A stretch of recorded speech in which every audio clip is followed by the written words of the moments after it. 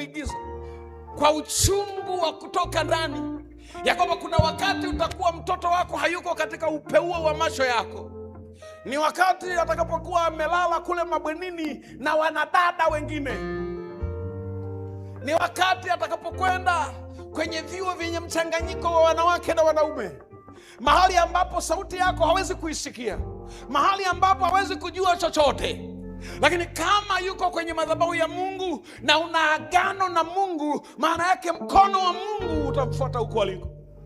Na kwa bahati mbaya, watoto wetu leo, kile kipindi cha upumbavu ndio wanakuwa kwenye hayo masomo ya juu, wako kwenye vyuo, wako huku na kule.